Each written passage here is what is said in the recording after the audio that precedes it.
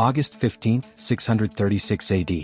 The plateau above the Yarmouk River in what is today the border region between Syria, Jordan, and Israel was about to become the site of the most important battle of the 7th century. On one side, the Byzantine Empire. Emperor Heraclius, too ill to command in person, suffering from what the sources describe as edema and possibly cancer, remaining at Antioch, had assembled the largest force his depleted empire could produce after 26 years of war against Persia. Greeks, Armenians, Slavs, Franks, Christian Arab Ghassanids.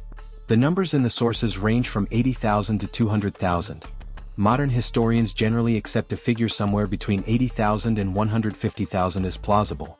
The field command was given to Vahan of Armenia, an experienced general, a man who had survived the Persian Wars and understood what a professional army needed to do to win. On the other side, the Rashidun Caliphate. Approximately 25,000 to 40,000 Muslim soldiers under the nominal command of Abu Ubaidah ibn al-Jarrah, a man of extraordinary personal piety and moral authority who had the particular wisdom to understand, when the Byzantine army appeared on the plateau, that the battle ahead required something he was not certain he possessed. He went to Khalid ibn al-Walid. "Take the command," Abu Ubaidah said according to al-Tabari. "You understand this better than I do." Khalid looked at the Byzantine army filling the plateau from horizon to horizon. "I will take the command," he said, "and we will not lose." He had 6 days to prove it. The Byzantine Empire assembled the largest army it could field after decades of war and sent it to destroy the Muslim forces in Syria once and for all. Outnumbered at least 2 to 1, possibly 3 or 4 to 1, Khalid ibn al-Walid spent 5 days absorbing everything the Byzantines threw at him. And then on the 6th day he ended the Byzantine presence in Syria forever. Subscribe, like the video, and let's go through every day of this battle. Khalid did not choose the ground at Yarmouk. The Byzantines chose it. The vast flat plateau was ideal for the deployment of their larger force, giving their numerical advantage its full operational weight. The plateau stretched for miles in every direction, open and featureless, exactly the kind of terrain where a larger army with heavy cavalry and organized infantry could bring its numbers to bear without the complications of hills, rivers, or narrow passes that a smaller force might exploit defensively. What the Byzantine commanders had not fully accounted for was the geography at the edges of the plateau. 3 deep ravines cut through the terrain around the battlefield. To the south, the Yarmouk River itself ran through a deep valley, 200-foot drop from the plateau edge, the river at the bottom. To the west, the Wadi Uarakid cut a similarly deep canyon parallel to the Byzantine left. To the east, the Wadi al-Ala sealed the eastern approach. The only flat escape route from the plateau was to the north, toward Byzantine-controlled territory. Khalid looked at these 3 ravines and understood immediately what they meant. If the Byzantine army could be pushed south or west, toward the Yarmouk or the Rakid, on ground where there was no room to maneuver, the numerical advantage that made the Byzantine force so dangerous would become irrelevant. Men compressed against a cliff edge 200 feet above a river cannot form a battle line. They can only fall. The trap was already built into the landscape. Khalid's task for the next 6 days was to spring it. He reorganized the Muslim army with the methodical precision that the sources record in detail. 36 infantry regiments, 4 cavalry regiments, 1 on each flank, 1 in the center, and 1 held in reserve as a mobile guard under his personal command. This mobile guard was the key element of his tactical system at Yarmouk, a cavalry force of approximately 400 to 500 elite horsemen that Khalid used repeatedly over the 6 days to respond to crises anywhere on the line, arriving at the decisive point faster than the Byzantine commanders could anticipate. Darar ibn al-Azwar commanded the mobile guard when Khalid was too occupied directing the general battle to command it personally.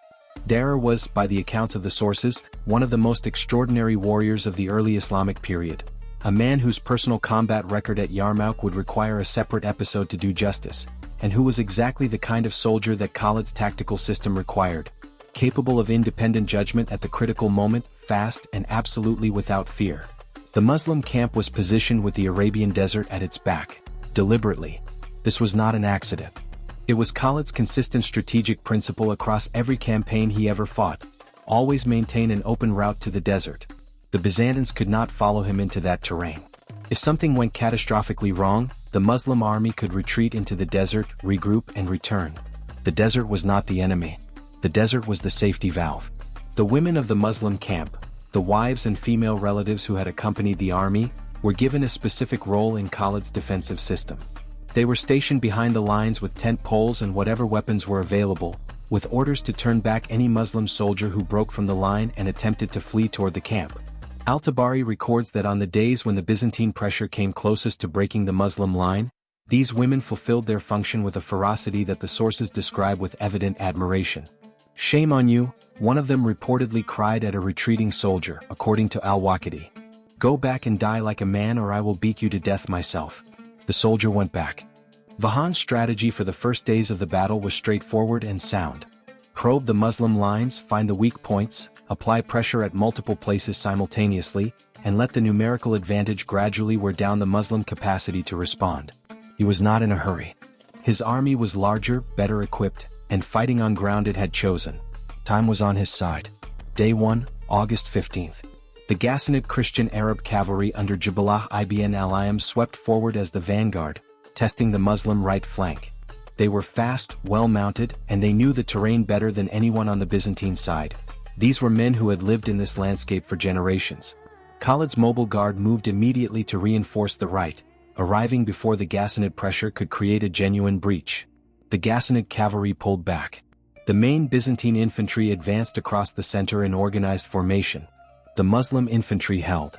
Combat along the line was brutal and sustained. Al-Tabari describes the sounds of the first day's fighting as reaching the Muslim camp a mile behind the lines, the clash of 10,000 engagements happening simultaneously along a front that stretched for miles. Day 2, August 16th.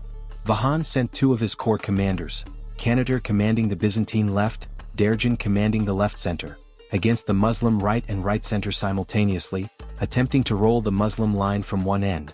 The pressure was intense enough that the Muslim right bent significantly, men being pushed back toward the camp, the line threatening to collapse. Khalid moved the mobile guard to the right flank personally. He arrived at the crisis point and did what he always did in this situation. He put himself at the front, visible, loud, and impossible to ignore. The Muslim right, which had been giving ground, stopped giving ground. Khalid counterattacked into the Byzantine left center, striking Derjan's flank with the cavalry reserve. Derjan was killed in the engagement. The Byzantine left center pulled back. Day 3, August 17th. Vahan, having lost Derjan, reassessed his approach and attacked the Muslim left and left center, the mirror image of Day 2's assault. The Muslim left bent further, then men began retreating toward the camp. The women behind the lines drove them back with their tent poles and their contempt. Khalid swung the mobile guard from the right to the left. The same movement he had used the day before, in the opposite direction, the mobile guard functioning as a fire brigade that appeared wherever the fire was largest. The Byzantine assault on the left stalled. The day ended with both sides returning to their original positions, the plateau covered with the dead of 3 days of fighting and neither side having gained a decisive advantage. Day 4, August 18th. The most serious day of the defensive battle. Vahan committed his full Byzantine center in a massive frontal assault designed to break through the Muslim line by sheer weight of numbers. The Muslim infantry absorbed the assault and then absorbed it again. The line held barely. Khalid moved between crisis points for hours, the mobile guard arriving at each breach just before it became irreversible. The Byzantine women watching from their side of the field reportedly called their men cowards for failing to break through, a detail that the sources record with the particular irony of historians who understand that the women of both armies were doing the same job that day. The fourth day ended. The Byzantine army had attacked for 4 consecutive days with an army that significantly outnumbered its opponent and had not broken through at any point. The Muslim army had held without ever being fully comfortable, without ever having a day when the outcome was certain, but it had held. Vahan sent an emissary to Khalid on the evening of the 4th day. He wanted to negotiate, to discuss terms, to buy time to reorganize his demoralized forces. Khalid listened to the emissary's message. "Tell Vahan," he said, according to al-Tabari, "that we have not come this far to negotiate. We came to finish this." He sent the emissary back. Then he began planning the 5th day. Day 5, August 19th. Khalid did not wait for Vahan to attack. He attacked first. The Muslim army went forward across the entire line simultaneously, a coordinated offensive assault that reversed the logic of the previous 4 days and hit the Byzantine force before it had finished reorganizing from the previous day's failures. The Byzantines, expecting another day of attritional defensive positioning, were caught in the middle of reforming their lines. The assault did not break the Byzantine army, it was too large and too professional for that, but it did something equally important. It completed the demoralization that 4 days of failed assaults had begun. The Byzantine army had come to Yarmouk to destroy the Muslims and go home. After 5 days of fighting, it had not destroyed anything, it had lost 3 senior commanders, and now the enemy it had been grinding against had turned around and hit back. That night, the night between day 5 and day 6, Khalid made the decision that determined the outcome of the entire battle. He called Dar ibn al-Azwar.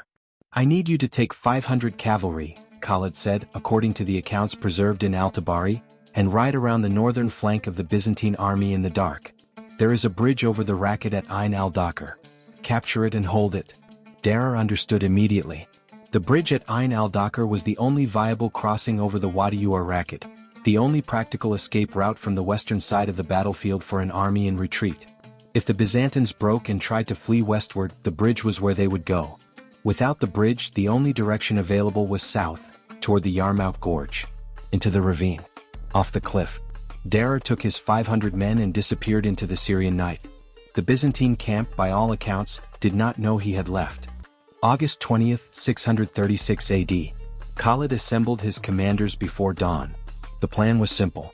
The Muslim army would advance on the entire front simultaneously, not to probe, not to test, but to drive the Byzantine force toward the south and west, toward the Yarmouk and the Racket. The ravines would do the rest. There was one additional element. The wind. The Syrian desert wind that blows from the south in August, the wind that fills the air with fine particles of sand, that reduces visibility to almost nothing, that gets into eyes and mouths and lungs and turns the simple act of seeing into an exercise in endurance, was blowing directly into the Byzantine faces that morning. Into the eyes of Vahan's soldiers. Into the faces of the Armenian and Greek and Frankish infantry who had marched all this way and fought for 5 days and were now trying to hold a line while the desert tried to blind them. The Muslim army had the wind at their backs. Khalid gave the order. The Muslim line went forward across the full width of the plateau. 36 infantry regiments and 4 cavalry regiments moving simultaneously, the mobile guard driving into the gaps wherever the Byzantine line showed weakness. The Byzantine infantry, blinded by the sand wind, could not effectively respond to attacks they could not fully see coming. The Muslim cavalry on both flanks drove into the Byzantine wings, curling them inward, pushing the Byzantine army toward the center and south. The Byzantine line began to compress. Vahan tried to re-establish control, moving reserves to the threatened flanks, issuing orders that his commanders in the blinding wind could not consistently hear or follow. The coordination that had made the Byzantine army effective on days 1 through 4 was breaking down under the combined pressure of the Muslim assault and the sandstorm. Then the Byzantine left flank broke. Not bent. Broke. Men turning and running toward the west, toward the Wadi Racket and the bridge at Ain al-Dakr. Toward the only escape route. Toward Dar ibn al-Azwar and 500 Muslim cavalry waiting on the other side of the bridge that had been captured the night before. The fleeing Byzantine soldiers reached the Racket and found the bridge held by the enemy. The only other direction was south. The Yarmouk Gorge. 200 feet down. Al-Tabari records what happened at the gorge with the bluntness of a historian who has decided that the facts communicate more than any elaboration could. Thousands of Byzantine soldiers went over the edge. Some fell. Some were pushed. Some jumped rather than be captured. The gorge became the final line of the battle. Not a military engagement but a catastrophe, a mass of men compressed against a cliff with nowhere to go. The Byzantine center and right, seeing what was happening to the left and realizing that the bridge was gone, began their own collapse. Vahan died in the battle. The sources differ on exactly how and where, but agree that he did not survive the 6th day. The field command structure of the Byzantine army ceased to exist before the battle was fully over.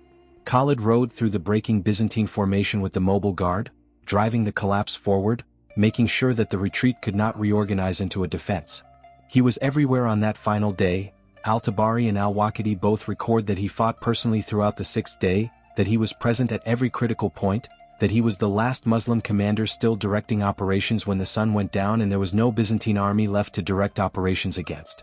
The Battle of Yarmouk was over. The most decisive battle of the early medieval world had lasted 6 days. The Byzantine Empire's military presence in Syria was gone. Heraclius, when the news reached him at Antioch, reportedly stood at the border of Syria and looked south for the last time. "Farewell, Syria," he said according to Al-Tabari. "Farewell, and what an excellent land this is for the enemy." He never returned. Damascus fell. Jerusalem surrendered. Egypt fell. The Levant that had been Byzantine for 3 centuries was Muslim within a generation of that 6th day on the plateau above the Yarmouk.